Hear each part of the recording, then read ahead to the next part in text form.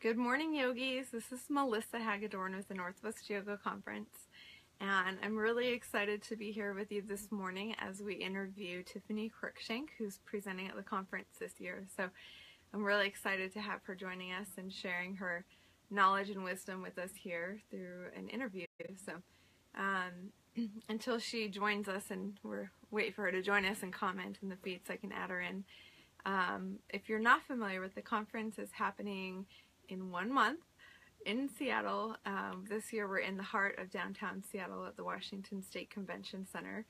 I'm really excited about our new venue this year because it gives us 3 floors of space for us to gather, and it's just going to be a beautiful space to have the event at. So I'm really excited about that.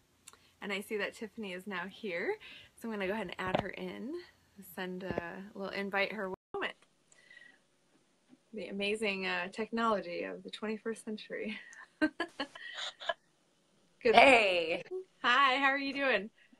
I'm good. Thanks for having me. Yeah, thank you for being here with us, and I'm excited to chat with you and get a little teaser of some of the information that you're going to be sharing at the conference. Yeah, my apologies. I'm not sure. It looks like I'm looking elsewhere, but I'm looking at you. I think it's because Phones. yeah, when you look at the screen, it's not looking directly at the camera. Yeah. Technology. Yeah. Well, thank you for joining us. And you're actually just moved to Seattle area not that long ago. Is that last year or two that you moved? I know, it feels like it was just yesterday. It's been 2 years now. We're actually in the process of, we just actually bought a house and are moving to a new area in Seattle. Oh, how So, exciting. Yeah, we're excited. yeah, and you actually lived in the Portland area for quite some time too. So is there anything in particular about the Pacific Northwest that draws you back, that you love about the area? I love the Pacific Northwest. I mean, mostly I think it's the people that I love. Mm-hmm. You know, creative, smart, kind of nerdy, but really outdoorsy, Mm-hmm. friendly. I think all of the best things, and of course it's beautiful, like anyone in the summertime. Summertime, everyone's happy to live here, and I travel enough that the rain doesn't really get to me much anymore. But yeah, I love it, and I love the community. We're moving over to Kirkland, which I'm looking forward to. Is like such a cool little pocket, and there's so many cool pockets in Seattle. I think you can have that neighborhood feeling and still have a big city feel. I love that. Yeah, that's great. And the nice thing about Kirkland too is you're close to the lake, so you can get to the water. And, I'm so excited. Yes.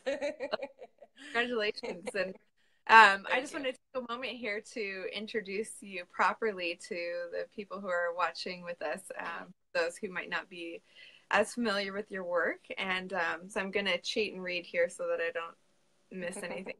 But so Tiffany was introduced to yoga and holistic medicine at the age of 14 years old. And that was actually through a wilderness therapy experience. Is that right? Yeah. And she has a pre-med degree in medicinal plant biology and nutrition, and a master's in acupuncture and Chinese medicine with a specialty in sports medicine. She has treated over 25,000 patients over the last decade. And she's taken all of that knowledge and wisdom and put it into this program called Yoga Medicine, that is a thorough anatomically based training system that combines all of her experience to train teachers all around the world to work more powerfully with their students. And I think we should probably get the very most important question of this interview out of the way first. Are you bringing Lulu to the conference? Yes. She'll be there. Well, if she's allowed. Yeah, I think she can come. So yeah, we're excited for her. Join us. She has her service dog credentials, so she should be good to go. Yeah. That's great. So yeah, I guess I would love to start by asking you if you can share what yoga medicine is, what this program and offering that you, or what it is, and the Well, she Who's like, I'll tell you, I go to all the trainings. it's Most of them. talk, right? Yeah. Yeah. In a really simple way, it's a fusion of East and West. I think yoga, there's so many great facets of it, so many different areas that you can study. What we really like to do is to bring together the East and the West, to make it something that is relatable for doctors, healthcare providers, patients, people looking to use it therapeutically. And also, I think, really, as a teacher, to get the most out of it therapeutically, it can be kind of confusing. I think there's so many different styles and techniques and ways to practice that it's hard to really know what can be helpful without, trial and error, of course, which is the best if you can try everything out. But really teaching teachers how to understand the Eastern concepts of the body and traditional practices of yoga, as well as the Western concepts of anatomy and physiology and biomechanics, and so that really that they learned how to think for themselves.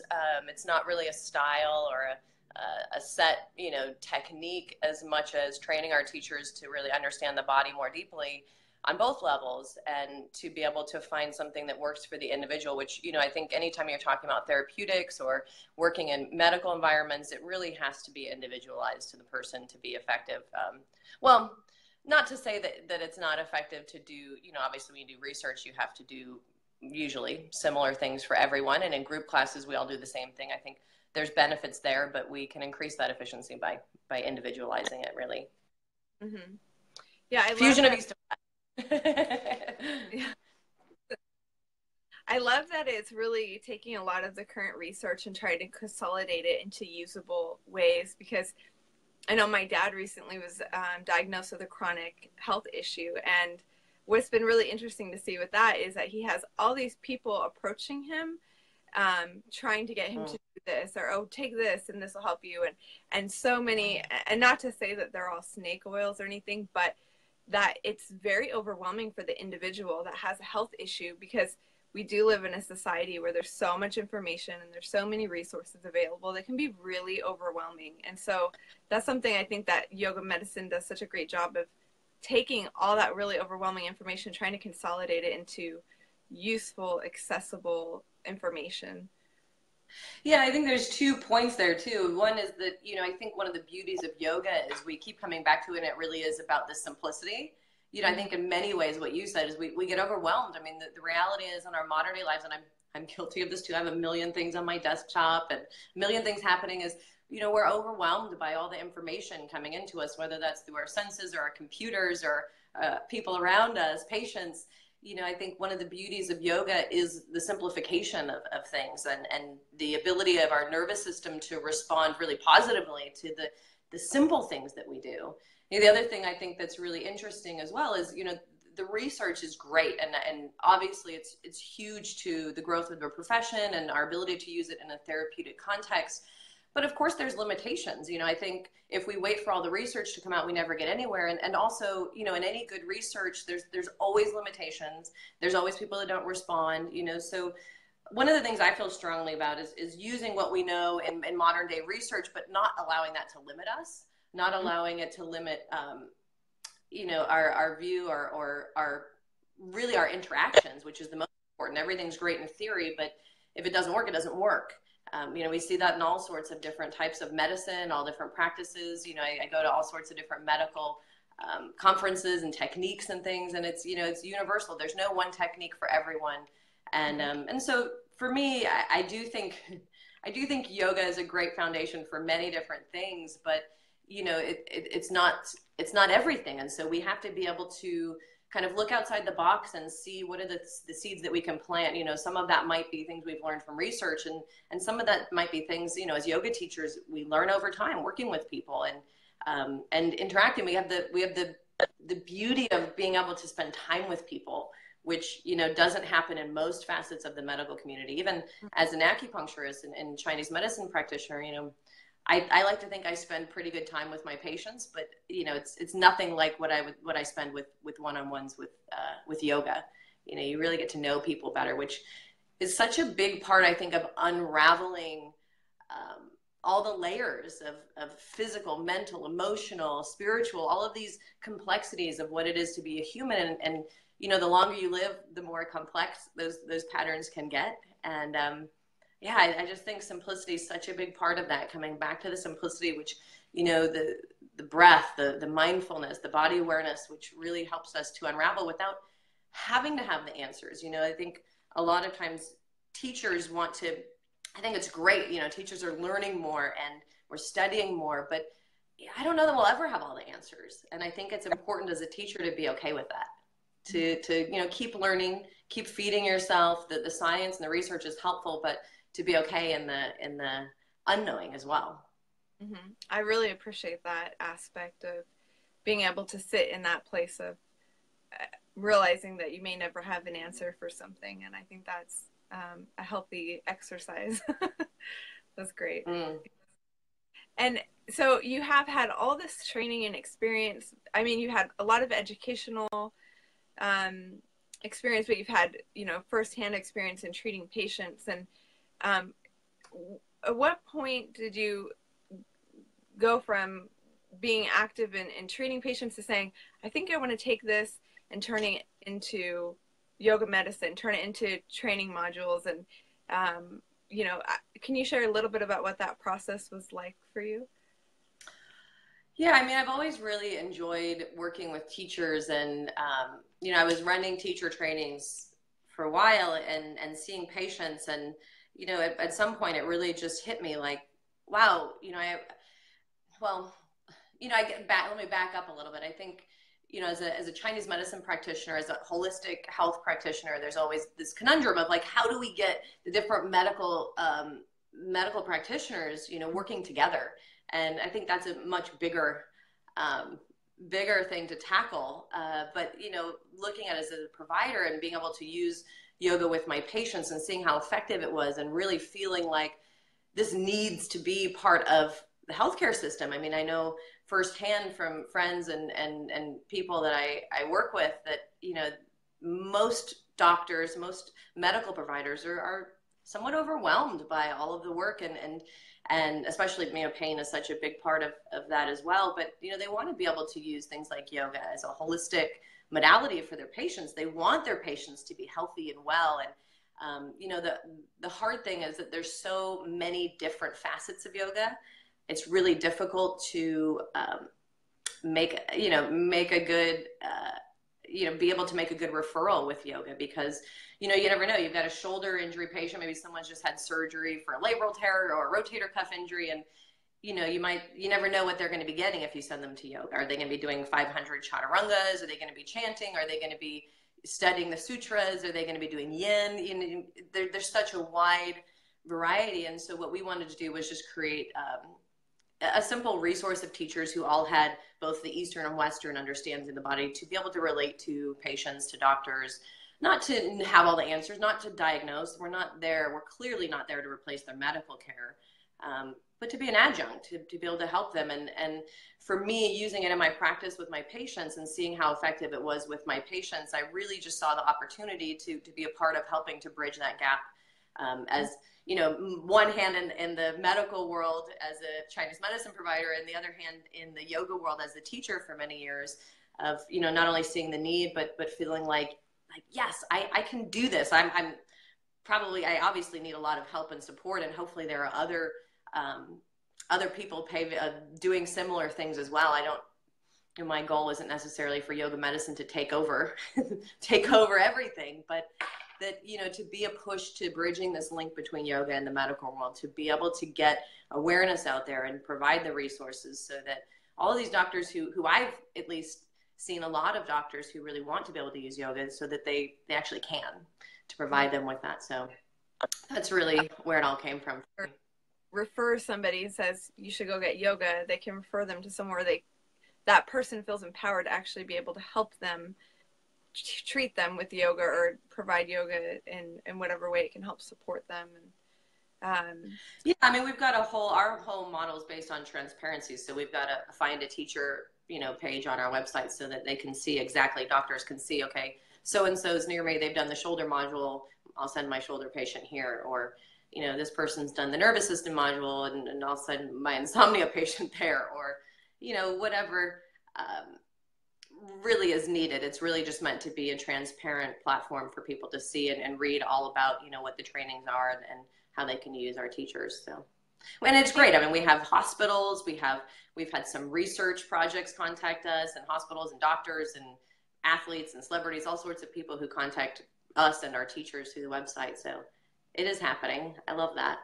Yeah, that's great. And you mentioned about how doctors are so overwhelmed these days. And I guess what I realized is that maybe we're just kind of at the tip of this time frame where as yoga becomes more mainstream, especially in a therapeutic way, that eventually that paradigm will shift where it will be, you know, less and less need for the medical attention, because we'll be able to, more people will be proactively taking care of themselves through the practice of yoga, where they won't need that, you know, maybe be dealing Well, I with. hope so. I mean, I think that's, you know, self-care is, I think probably we've all experienced as yoga teachers. It's tricky. I mean, we're in a busy world. So I would love to see that happen. And I think even the doctors and healthcare providers would love to see that happen. Maybe not the insurance companies or the hospitals. Well, I think the hospitals, obviously, there's going to be mixed effects of that. But I think the reality is living, you know, changes our bodies, and genes change, you know, our bodies. And obviously we can change gene expression. So there's a lot more to it. But yeah, I mean, I'd love to see that happen.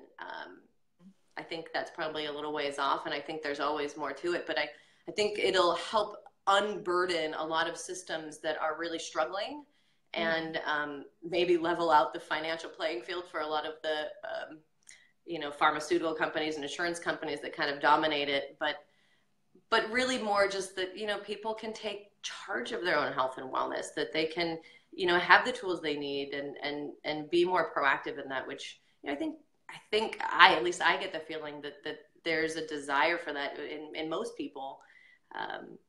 You know, sometimes there's motivation or other issues around that, but I think most people want that. Mm-hmm. Yeah, and you touched on the pharmaceutical issue, that, you know, there's quite an issue going on right now with like the opioid crisis and stuff in our culture. And do you see yoga as a means to help address that crisis that's going on? I mean, that's a huge topic. I love talking about pain, and, you know, I attend a lot of different medical conferences and conventions and studies, and you know, there's so much information coming out on pain now. We're learning so much more about it. And I think one thing that's really interesting is we do all this really complex scientific research and studies, and a lot of what we're seeing nowadays is pointing back to this just very simple mindfulness and body awareness, like these really simple practices that are so effective in dealing with pain. Because, you know, what we see is that, you know, pain really it's happening in the brain. So it's a central processing issue. Obviously, sometimes there can be mechanical issues, and you know, oftentimes, you know, obviously that happens in acute scenarios, but even sometimes in acute scenarios, you know, there is a central sensitization issue within the brain itself, of how the brain relays information, how it processes information. And at least, you know, obviously there's so much coming out, there's so much we don't know, but at least in my perspective, I think one of the most helpful things we can do is the simple stuff, you know, the mindfulness, the body awareness. And this is why I always say I feel like yoga is such a foundation for really all healthcare, because not only, even if it were just as much as like, okay, now I'm providing the patients with a little bit more body awareness so that they can give better feedback to their healthcare providers on what's working and what's not. But it goes much further beyond that, in, you know, the sense that how we perceive things, our ability to do something as simple as just be introspective, to have body awareness. But the key to this is being able to have body awareness without judgment, without expectations, and really in particular without interpretation. You know, this is what we do in yoga. This is what we've been doing for thousands of years. And I don't know that it's an easy practice for most people, especially at first. It does get easier, but our ability to be the observer, you know, to be able to watch things, and whether that's in a meditation practice, in a yoga practice, and hopefully all of these changes carry over into our lives. to rewire how the brain responds. I mean, this is one of the most effective things we can do for pain. And it really is simple. It's not easy, but it is simple.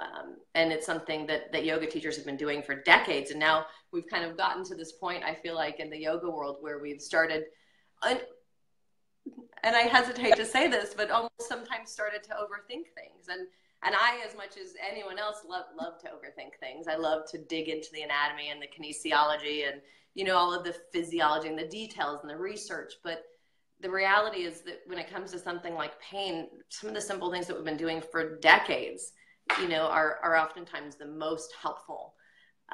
So I think there's a huge place for yoga in, you know, in pain industry.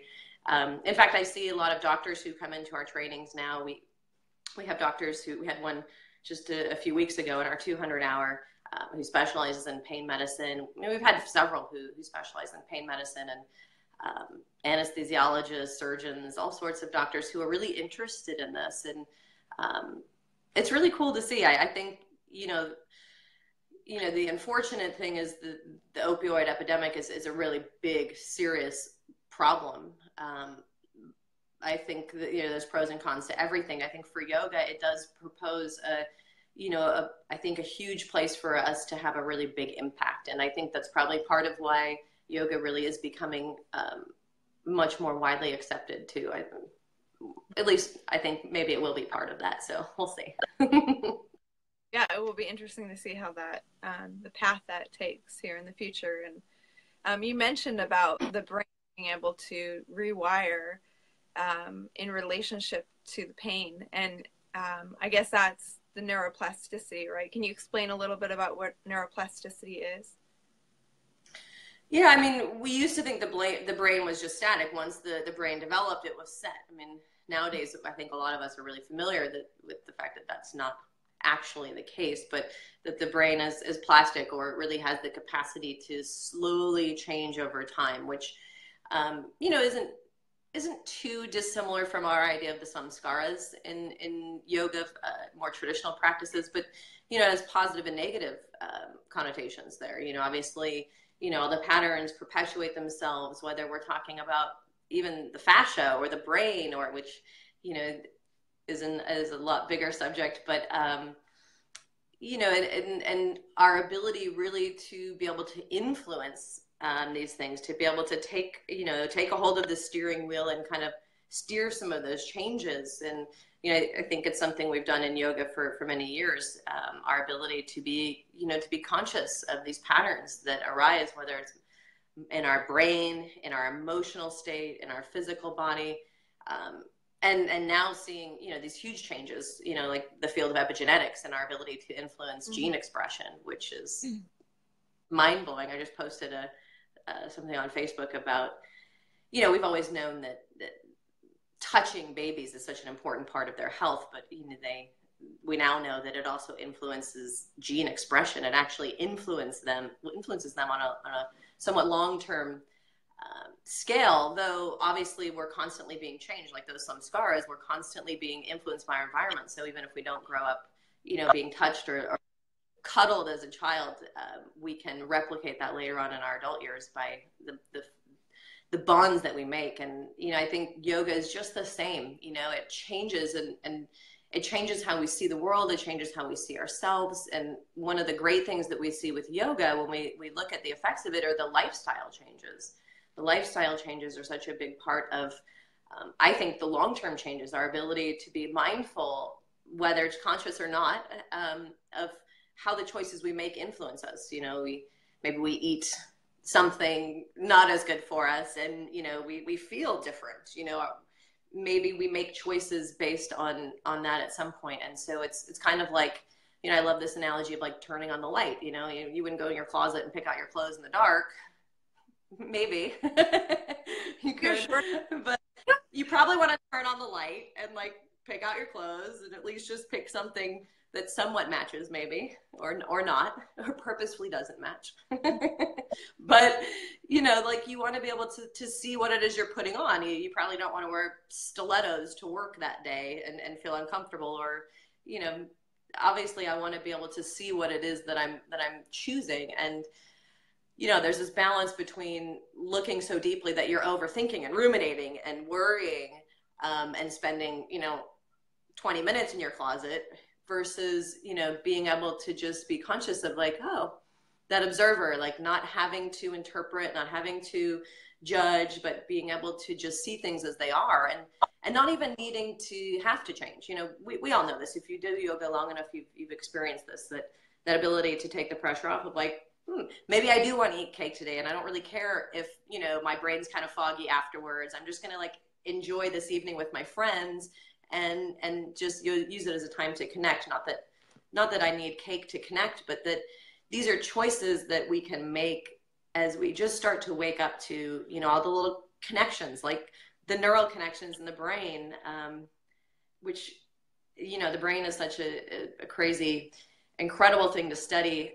I was listening to a talk this morning about the brain, and he was talking about how if you were to look at all the different connections in the brain and you were to hire every single person in this world to work 40 hours a week to try and study all of those connections, we still wouldn't be able to map all of those, that there's more connections, more neurons than there are stars in the galaxy. Like there's this incredible amount of information coming through our brains, not only the hundreds of billions of neurons, but the trillions or more, the limitless connections. And so, there's a point of going, okay, I want to study this thing. I want to learn more, but I also want to come back to the simplicity and the things that we've known years and years, and from both practice as well as tradition in the yoga practice, of things that are helpful. And it's just cool to see, coming to light, all of these things that we've been using for so long, and the what and why and how behind them. And hopefully we'll keep learning more about that. Yeah, it's been a very interesting time with science too, because I think maybe when I was in high school or something, it was like, is this expressed in your life from genes or from the environment? And that was it. It was like one or the other. And it wasn't thought at that time it could really influence either of them. And now we're in this time where we're realizing that, which I think is a very hopeful thing to realize, that you can have influence over both your genes and your environment. It's pretty incredible. And yeah, and I think it's really important to acknowledge too that yes, we have that, and then there's also things that like we have to let go of. I know when I graduated from Chinese medicine school, and my friends and other people in naturopathic school and stuff like that, there's this process of kind of like, so much about all these things that are bad for you. Like there's almost this like detoxification afterwards of like being okay with doing some of these things. Like there's a purpose for everything. And I think it's important to notice that, that there are many parts of our health and our life that we can influence, and some parts that are out of our control. Obviously, we all have tendencies toward or away from certain things. It's not that, all this information is going to make us perfect. We have one of our senior teachers who I've worked with for a while, works at, she's a senior professor at Purdue, Valerie, and this is her studies. She's studied research for a very long time, and works on behavioral genetics. She wrote textbooks. She has done a lot of research articles. And it's just so interesting to speak with her too, and to see just how much information there is out there too, and how much we're learning. Sorry, I'm losing my thing.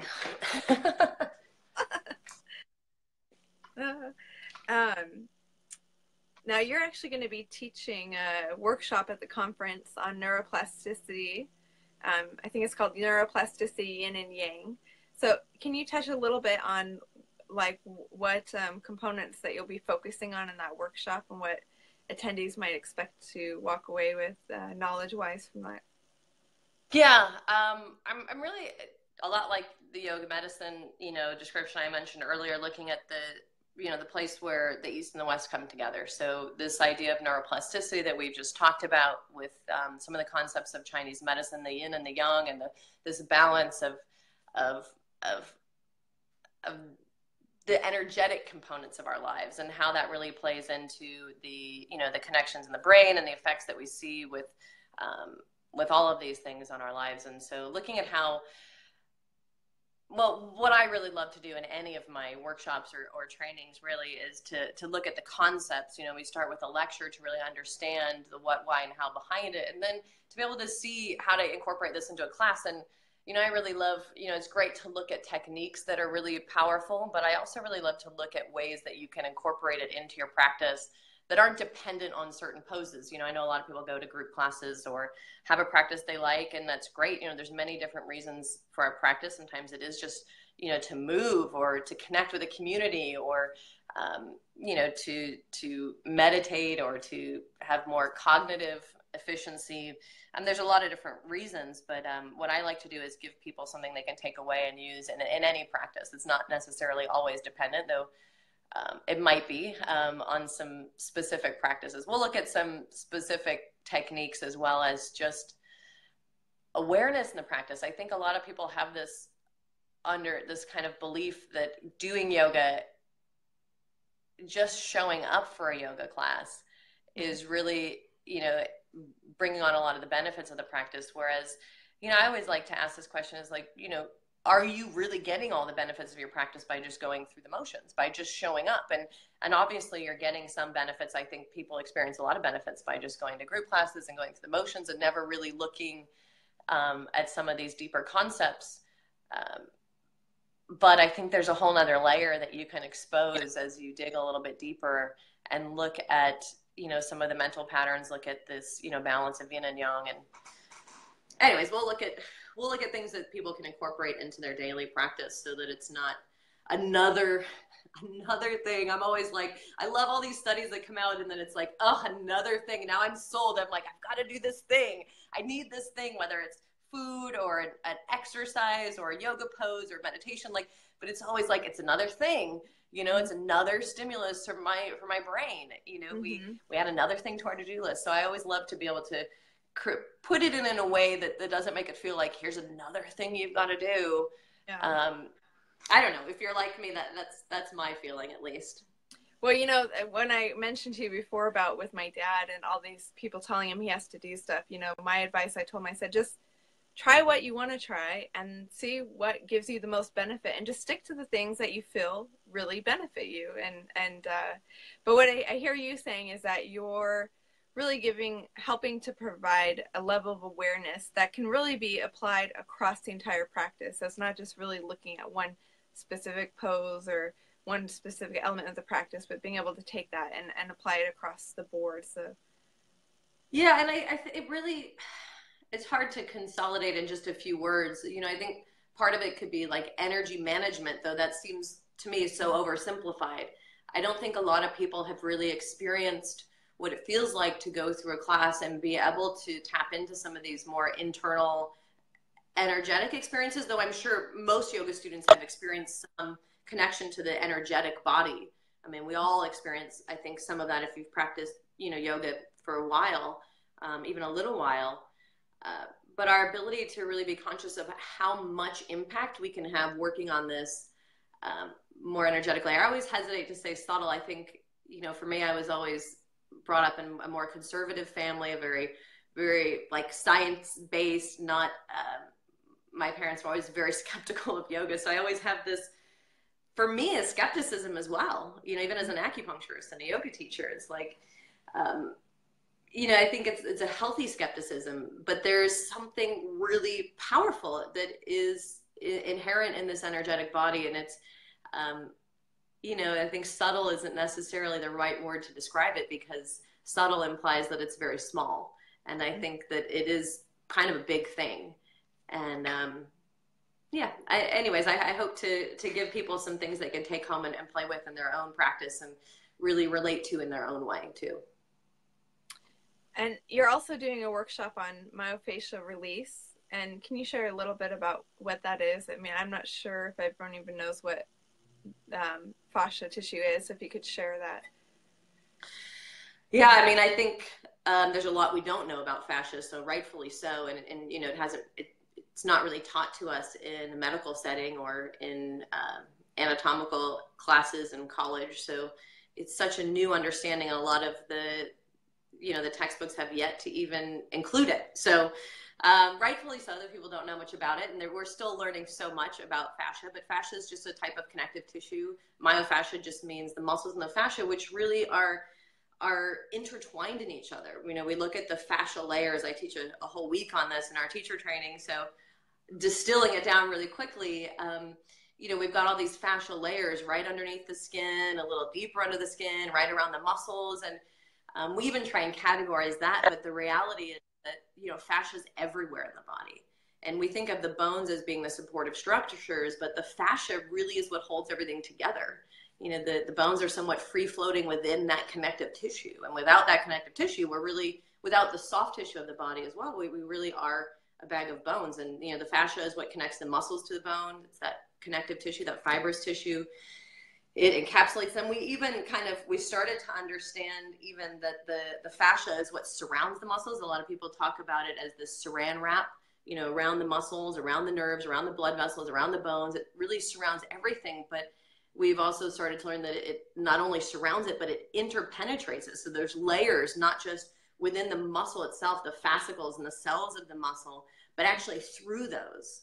So you can, I mean, it's so fascinating. I think the fascia is such an intriguing area of study that we have so much more to learn, but it really is such an important part of supporting the body, of creating stability. Also, there's immune cells there, so there's a protective capacity.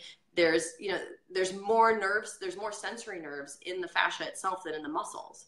So a lot of our awareness, and I mean, this has huge implications for pain, movement, a lot of this information that's being sent to our brain about things like position and pressure, you know, are really happening in the fascia. So, you know, with that said, you really can't separate the muscles in the fascia. So, you know, this term myofascia release really just refers to this idea that, you know, we're working on the muscles and the fascia. And, you know, the more we start to study, the more we realize that there's so much more to this system, and not only the functioning of the nervous system, it sends signals back to the nervous system to create, either contribute to this kind of haywire, like out of control response, or to have a more cohesive, clear response of the nervous system, to overly simplify it, I guess. And I think the nervous system is such a big part of our health. We see that over and over and over again. So, you know, I think what we see is that there's so much important information to the fascia, so much that it's doing, so much more than, you know, what we used to think about when I did, you know, cadaver dissections, you know, many years ago. You throw the connective tissue away, you throw the fat away, the fat's in the connective tissue. It's like, you just throw it out. And they still do in medical school. Hopefully that'll change at some point. Maybe it is already. I don't know. But now all of a sudden we're like, all this stuff that we just thought was extra cushioning and support, like stuff in there, like it actually has a function. And we start to really look at the cellular components on it and the microscopic, you know, components of it. We start to see, the more we look, the more we uncover how many implications there are for fascia and fascial integrity.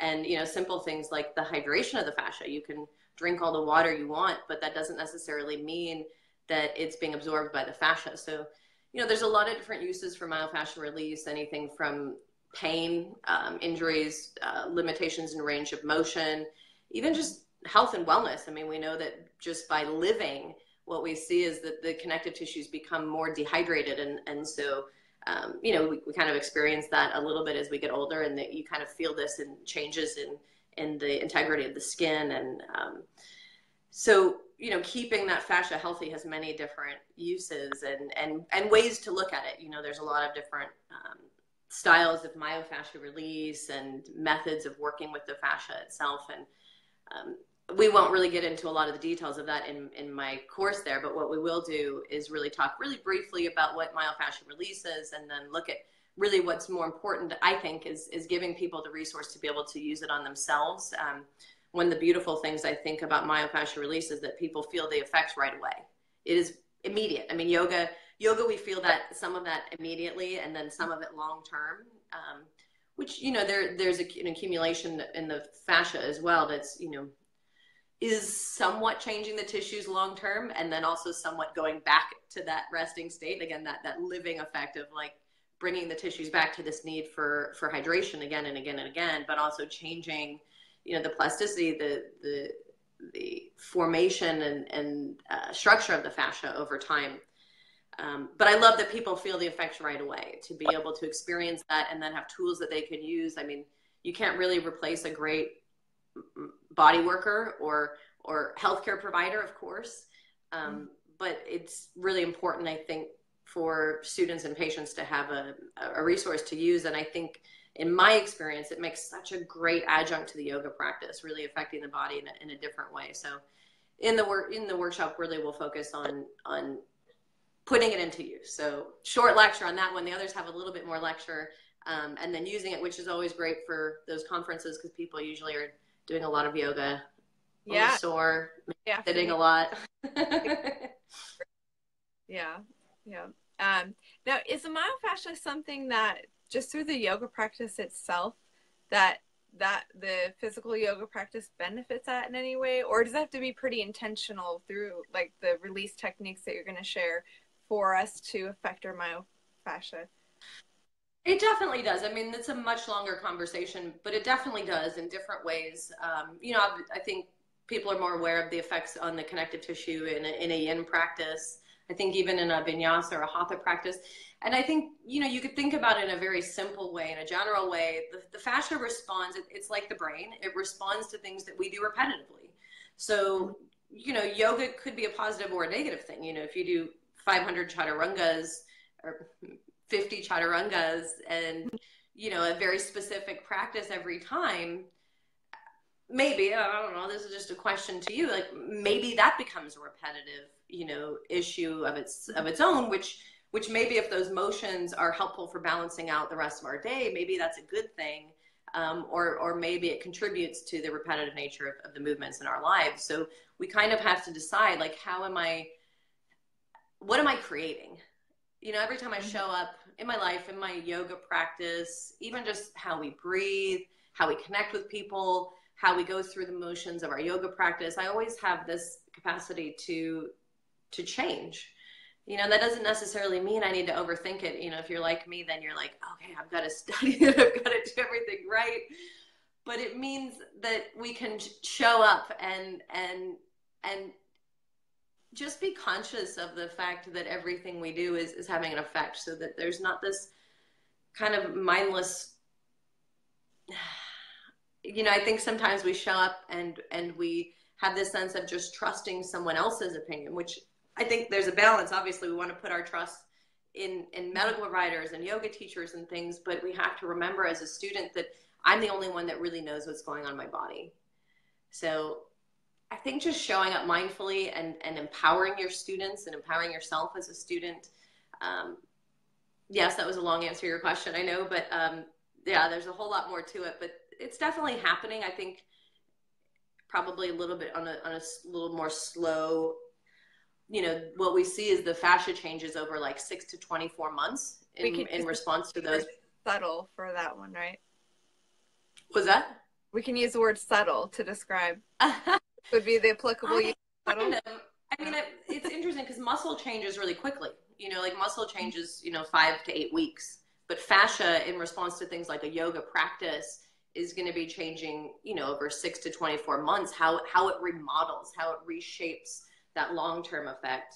We experience some immediate effects that are short-lived with things like yin yoga or myofascial release, but we have to keep doing them. You've all experienced this, I'm sure, if you've ever done myofascial release, you feel really great and then it goes away, so we have to keep doing them. So yes and no. I think the myofascial release is just a more direct route to work with things when there's limitations or even just health and wellness. But yeah, longer story. That's the gist of it.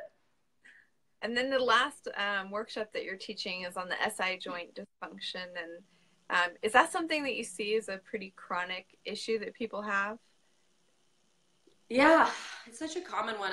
When I was in school 15 or 20 years ago, it was, I think we were just starting to talk about it. I don't remember a lot of information on it just yet, but I do remember learning about it.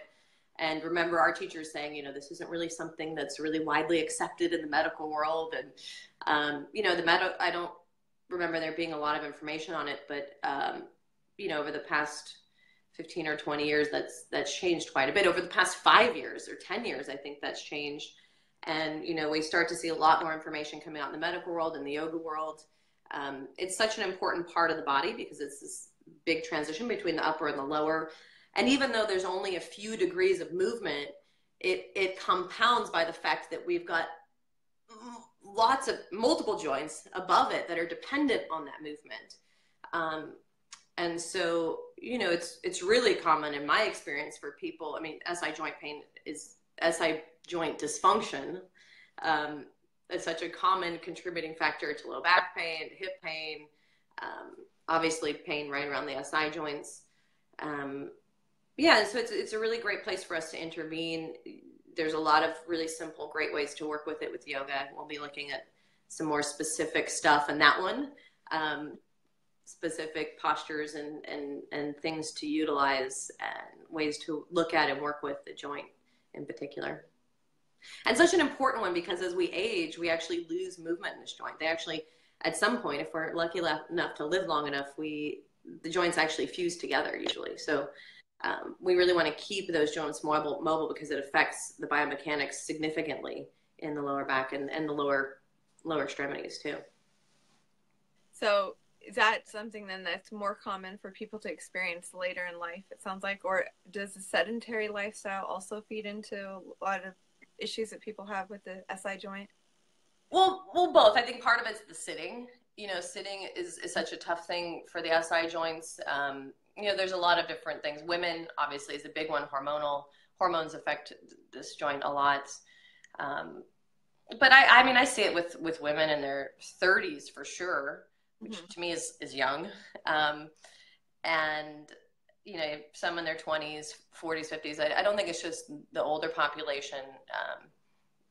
But, you know, that it becomes more of an issue potentially as we get older. So, well, and it's not just about mobility. We tend to think like, you know, stretching. In fact, the SI joint is one of those areas that is actually sometimes more susceptible with a lot of stretching, with hypermobility and things like that. At least I find that, you know, at least with my patients, I've seen a lot of patients over the years with SI joint pain and low back pain. And, you know, I'd say most of the time it's related to too much mobility in the joints. But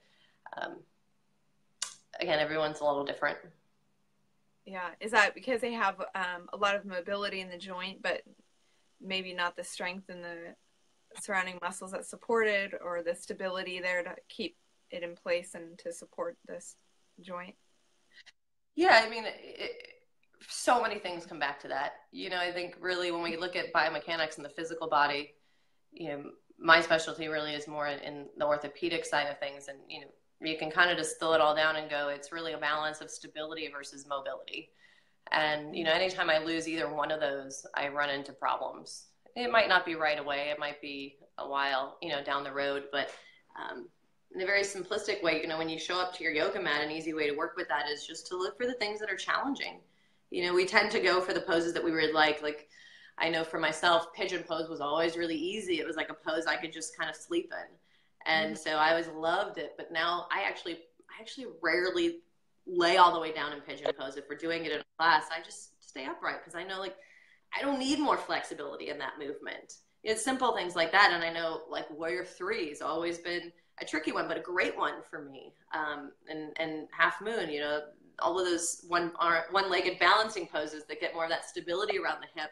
So I always kind of really try and focus on those when I have a personal practice, or, you know, when I'm in a group class, is just appreciating the difficulty and knowing, like, okay, this is good. I got something good for me here. Like, not appreciating it like yeah, I'm going to do this, I'm going to push it, but more of like, okay, I found the spot. I'm going to linger. I'm going to breathe. I'm going to let it all kind of like figure things out for a little bit.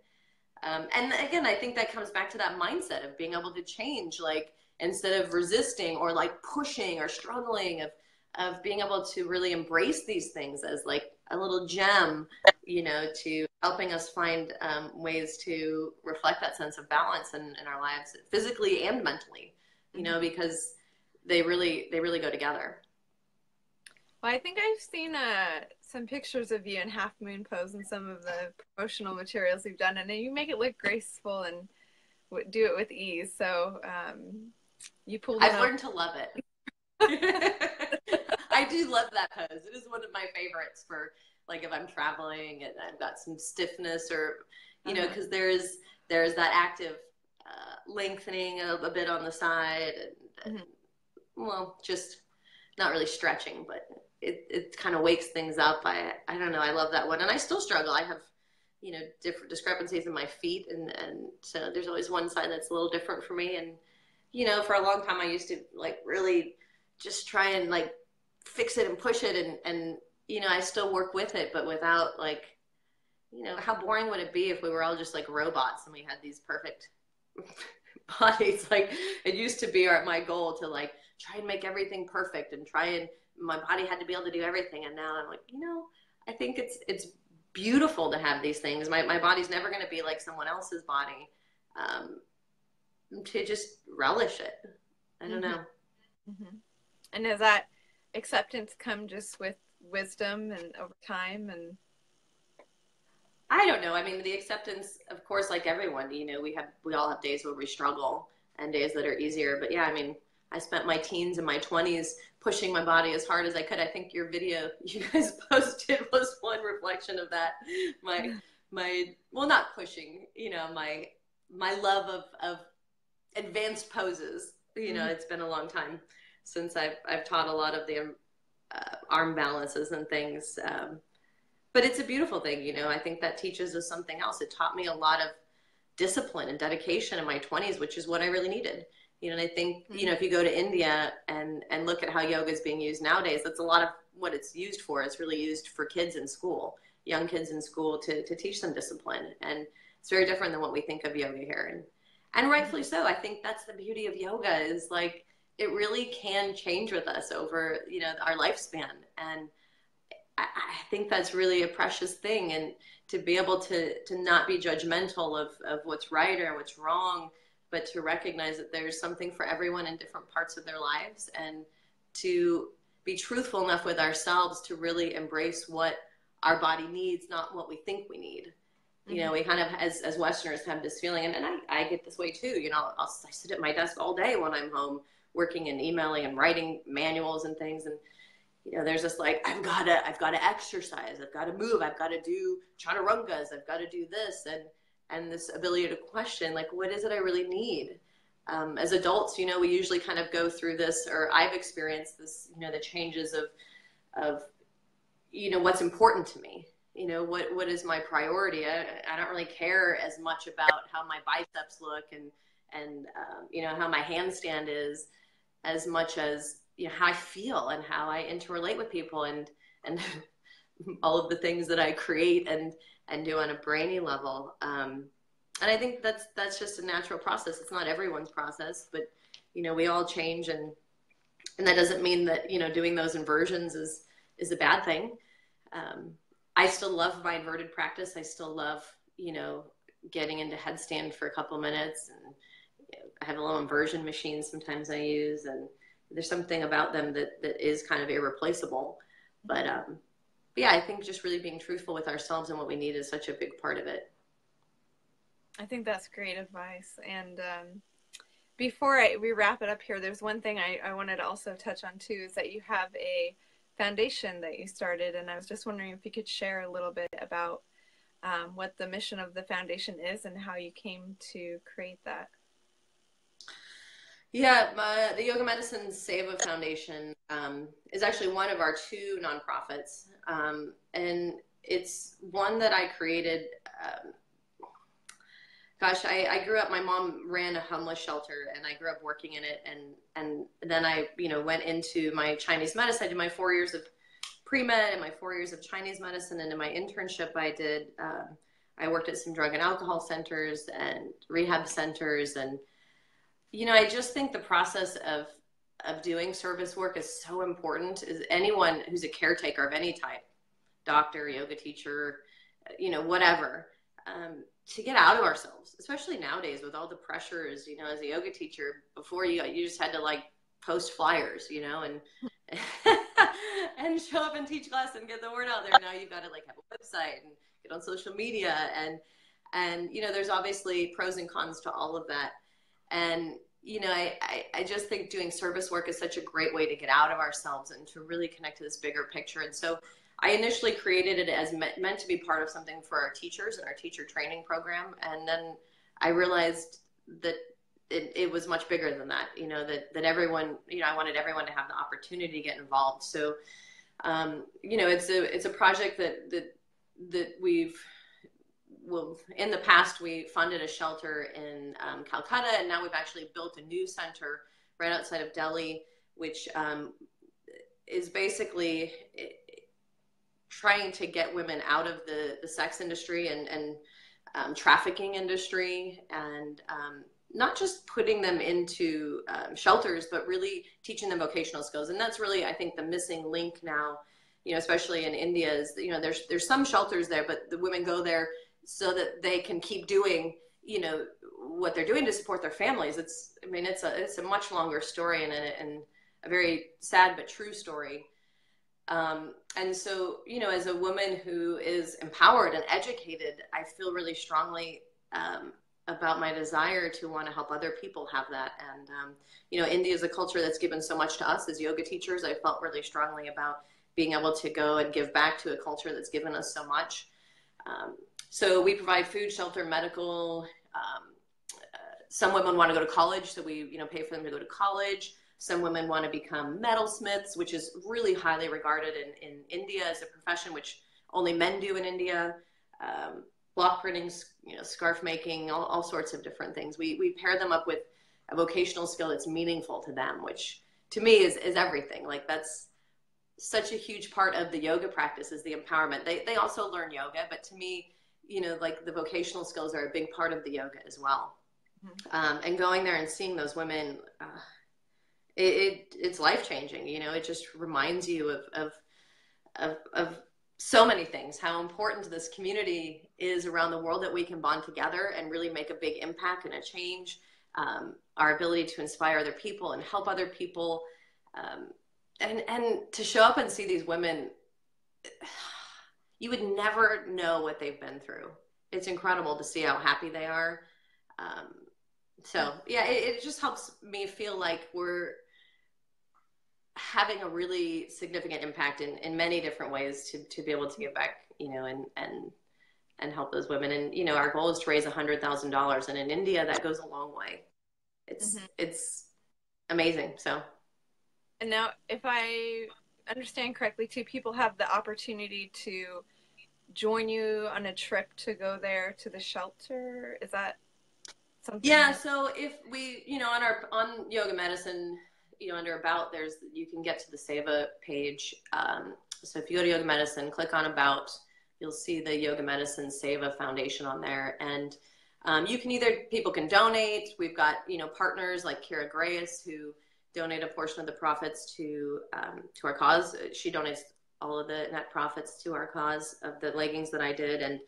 And then teachers or students, you know, people interested in getting involved a little bit more can create their own CrowdRise page under ours and raise money. And if you raise $5,000 or more, you're invited to come on the trip to visit the shelters with us it's basically a year from now.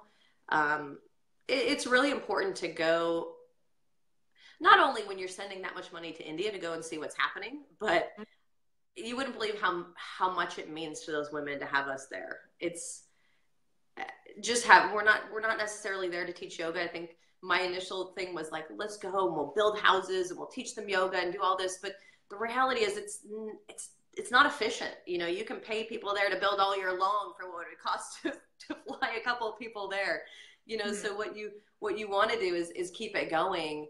And really what's meaningful to them is to have us show up and actually care. They do performances for us.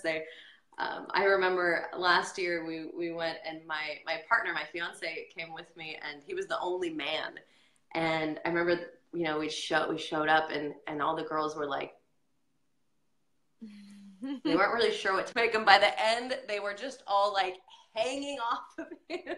And like, they all wanted it was the sweetest thing. And, you know, they want to like give us little henna tattoos and braid our hair. And like, Oh. it just means so much that we came around the world to see them. Like, you have no idea how much that means to them. So yeah, so we do that, you know, every couple of years we go and we visit and see what's happening and take pictures back to the donors, the people who have, you know, supported our cause and helped us raise all the money to keep it all going. So it's an important part of the cycle. Mm-hmm.